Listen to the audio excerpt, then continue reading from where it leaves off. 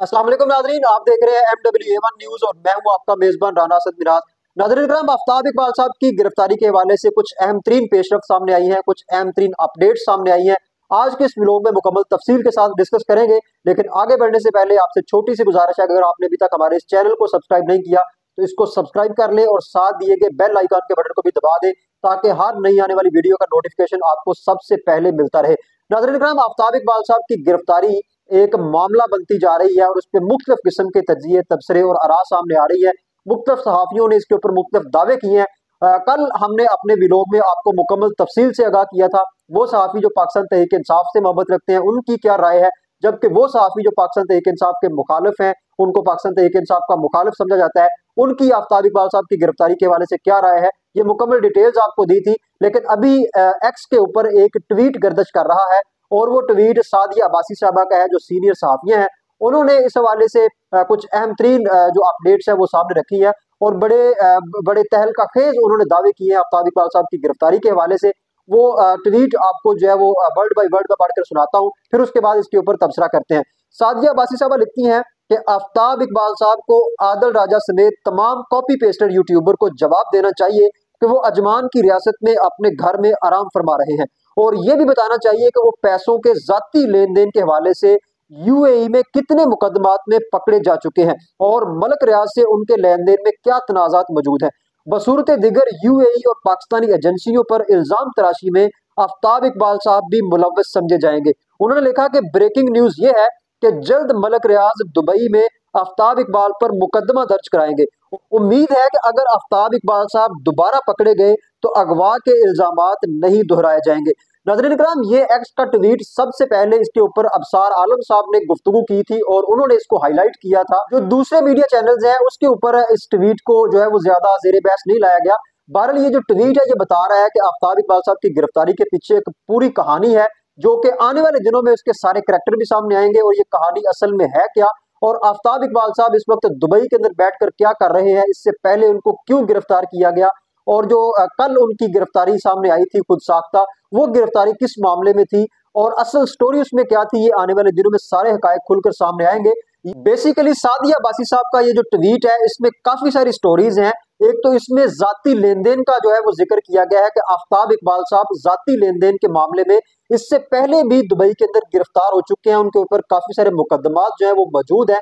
ये सादिया बासी साहबा ने दावा किया है और इस दावे से ये बाहर ये मालूम हो रहा है कि गुज़श्ता दिनों जो उनकी गिरफ्तारी हुई है एयरपोर्ट के ऊपर दुबई के अंदर, जब उनको रोका गया, उनसे पूछगिछ की गई, तो मुमकिन तौर पर यही जाती लेन देन का मामला है, शायद कोई मनी लॉन्ड्रिंग का मामला ना हो कि जो आफ्ताब इकबाल साहब है वो मनी लॉन्ड्रिंग के केस में दुबई गवर्नमेंट को मतलूब ना हो। कल के व्लॉग में हमने आपको बताया था कि कुछ जो मीडिया वेबसाइट्स हैं वो ये दावा कर रही हैं कि आफ्ताब इकबाल साहब को किसी फ्रॉड के केस में जो है वो गिरफ्तार किया गया है और कम से कम 20 घंटे तक उनसे पूछगिछ हुई है और इमिग्रेशन हकाम ने उनसे ठीक ठाक किस्म की जो है पूछगिछ की है। बहरहाल इस हवाले से नई अपडेट्स जो है वो आइंदा चंद घंटों में मुतवक्के हैं कि ये असल मामला है क्या, लेकिन सादिया बासी साहब की जो ट्वीट है ये इस हवाले से बड़ी अहम तरीन है। और जिस तरह उन्होंने मलक रियाज साहब का जिक्र किया कि मलक रियाज साहब जल्द आफ्ताब इकबाल साहब के ऊपर जो है मुकदमा दर्ज कराएंगे, और मलक रियाज साहब जो है एक बदनाम जमाना शख्सियत है, इस बात में भी कोई शक नहीं है। उनका अगर माजी देखा जाए तो काफी सारे स्कैंडल्स के अंदर वो मुलव्वस रहे हैं, बड़ी मालदार शख्सियत है, पाकिस्तान के एक बिजनेस टाइकॉन है, और आफ्ताब इकबाल साहब के साथ उनका जिक्र होना ये डेफिनेटली बड़े सवाल खड़े कर देता है। सादिया बासी साहबा ने यह भी हाईलाइट किया कि इससे पहले भी आफ्ताब इकबाल साहब और मलक रियाज साहब के दरमियान कुछ ना कुछ जो है वो मौजूद है, कुछ ना कुछ चपकलिश मौजूद है, जिसका ये जो है वो अभी जो रिजल्ट्स हैं वो आइंदा आने वाले दिनों में सामने आएंगे कि जिस तरीके से उन्होंने कहा कि वो मुकदमा दर्ज करवाएंगे आफ्ताब इकबाल साहब के ऊपर।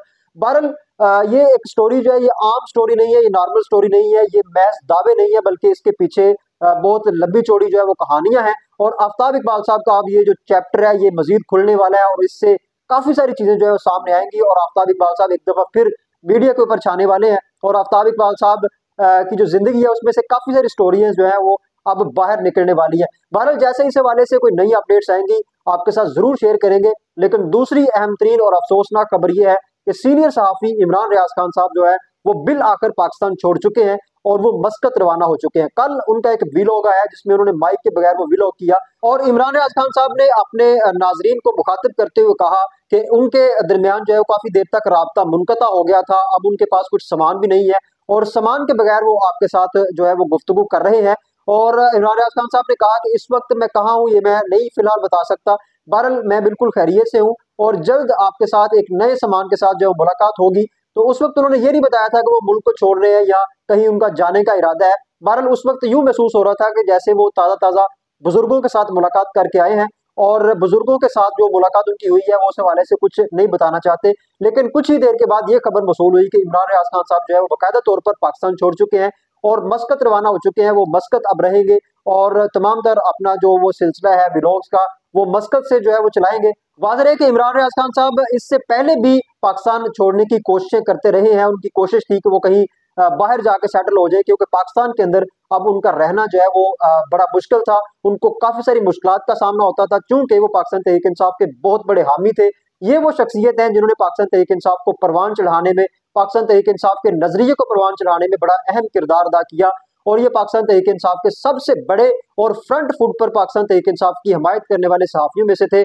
यही वजह है कि पाकिस्तान के अंदर उनका जो है वो जीना मुश्किल था और उनको काफी सारी कदगरों का सामना था। इसी वजह से वो बिल आकर पाकिस्तान छोड़ने में कामयाब हो चुके हैं और अभी वो मस्कत जा चुके हैं। डेफिनेटली एक अफसोसनाक खबर है कि पाकिस्तान के अंदर आज़ादी इज़हार राय इस कदर डिस्टर्ब हो चुकी है कि अब पाकिस्तान के अंदर रहकर जो है वो इस तरह की बातें करना वो बिल्कुल मुश्किल हो चुका है। बारह इस हवाले से जैसे कोई नई अपडेट्स आएंगी आपको जरूर आपके साथ शेयर करेंगे। तब तक के लिए अपने मेजबान राना सद मिराज को इजाजत दीजिए। अल्लाह हाफिज।